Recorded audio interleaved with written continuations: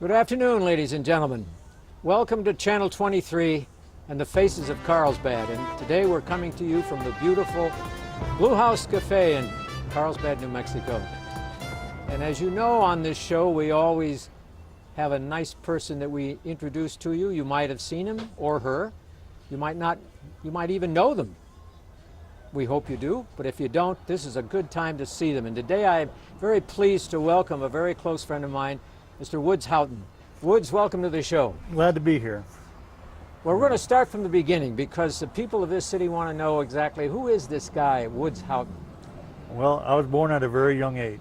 At a very young age. Oh, that's great. Back in middle of the 1950s. And my parents, my dad was a nuclear engineer, but self-taught, never went to college. And my mom was a stay-at-home mom. And we had, I grew up in Albuquerque. At that time, New Mexico was only about 500,000 people. Yeah, that's true. You know, and most of what is now Albuquerque was where we ran around and chased horses. And Oh, you had the early day of chasing horses, Yeah. huh? you know, and in fact, I ran cattle on what is on the Sandy Indian Reservation back in the early 60s, mid 60s. Oh, the Sandia So, Indian but, Reservation.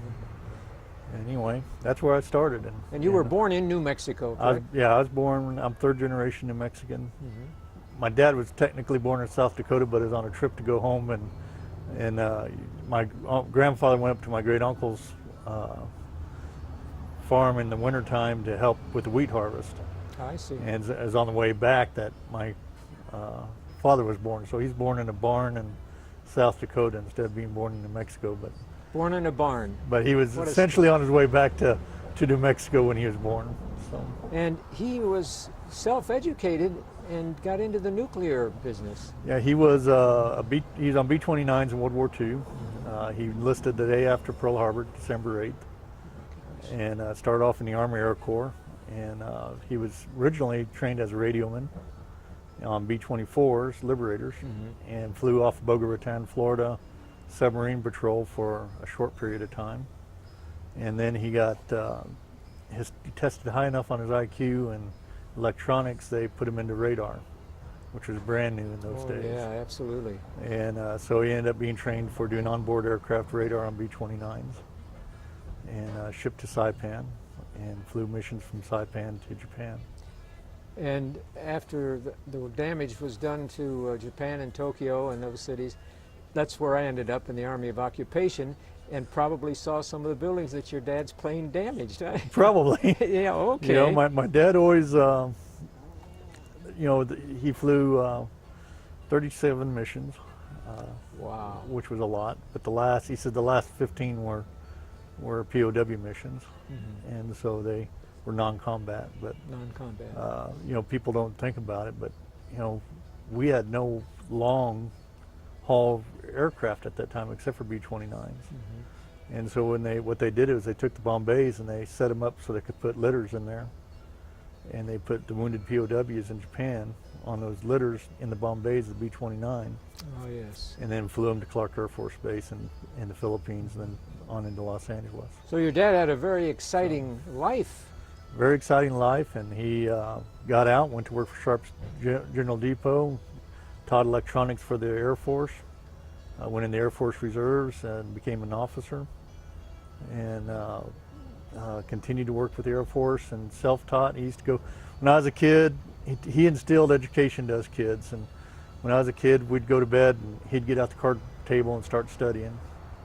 And often when we woke up in the morning to go to school, he'd still be studying. Is that right? And, All night long? All night long. And he took his board exams in California for engineering, became a certified engineer in 5 fields of engineering and a professional engineer in 3.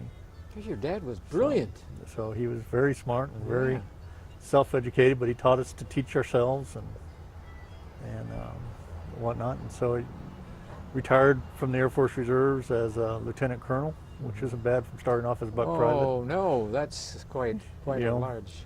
2 presidential unit citations, or 3 presidential unit citations, including Liberation of Philippines citation. Now, were you So. ever involved with aircraft at all? Oh, that was my dream when I was growing up, was to be a Air Force officer, career officer. I did Silver Air Patrol, did junior ROTC in high school, and wore the uniform and tried to get into the military, and I couldn't pass my hearing exam. Is that right? Yeah. Had So you had hearing problems before? Or? I've had hearing problems since I was in 8th grade, so been a long time, but What do you think caused that? Shooting guns at animals probably out in the desert? shooting guns most of my life, and working heavy equipment, working tractors, and just yes. you know, I've always been around agriculture my whole life.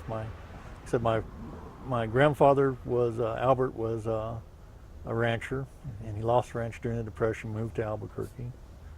Was a mechanic for the Ford garage, and mechanic for Rio Grande Excurrency, and a mechanic for anybody else that would pay him. Oh, well, those were the days, You know? let me tell you. Yeah. And in fact, my dad's favorite story was that Otis Elevator came to him and said, "Can you build something for us?" And he said, "Well, if you got blueprints?" And he said, "Yeah." And they rolled out the blueprints, and he looked at it and said, "Yeah, I can build it." You know, and they agreed on a price, shook hands. And then my grandfather looked at him and said, "What is it?" Is that right? And it was the first elevator put into Albuquerque at St. Joe's Hospital. Is that right? Yeah. Boy, And, the name Houghton must be well known all over the state of New Mexico. Well, there is a street now in Santa Fe named Houghton, Is that right? and there's one in Tucson named Houghton. And they're after the same person, who was my great-great-grandfather, who was Assistant Territorial Attorney General in 1849. And in fact, he is the reason, according to New Mexico Magazine, he is the reason that we did not become a state in 1860, Is that right? Oh my gosh. because he shook hands with an abolitionist and lost all the Southern vote. Oh So- my God. What a background. You really know You know, the background of your so- family life. That's wonderful. My mother did all the genealogy going all the way back to the 1600s, and back into England and all that. What is the name Houghton? What does it mean? Now it's an English name, is it? It's an English name, and it's in England it's pronounced Houghton, Houghton.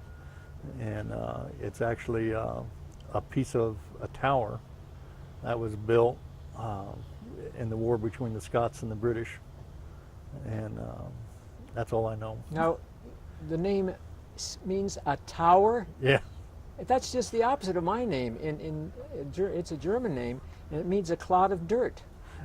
Okay. So yeah, that's fantastic. So Well, anyway, anyway, I started. You know, I always tell people I actually kind of left. In a way, I left home when I was 15 years old. My dad didn't kick me out of the house, and my mom, everything was, fine. I just had a job where I was taking care of 87 horses, and I had layup horses that I doctored, and for the veterinarian, and boarding horses and dude horses, and so I had a job doing that, and I lived there on the facility and took care of the animals, and got up early every morning, fed a ton of hay in the morning, and go to school and come home and shoe horses and feed a ton of hay when I got done. you've been a very busy person growing up, I would say. I didn't have time to get in trouble when I was in high school. I was either, because like I said, in 1974, you know, I made $35,000 a year, Is that right? which was pretty good for a high school senior. Boy, that's fantastic. You know, between selling manure and shoeing horses and running that stable. That's amazing. So That paid better than teaching. it paid better than what I'm making now in real money, what I could buy in 1974 with Yeah, that kind that's of money. true too. You know, so Now, how did you get involved in forestry? I fought fires for the Forest Service. I was going to school. That's when I couldn't get in the Air Force, and I couldn't get in the Navy, and I couldn't get in the Army. I tried everybody. The Coast Guard would take me, but I didn't know if I wanted to be in the shallow water Navy or not.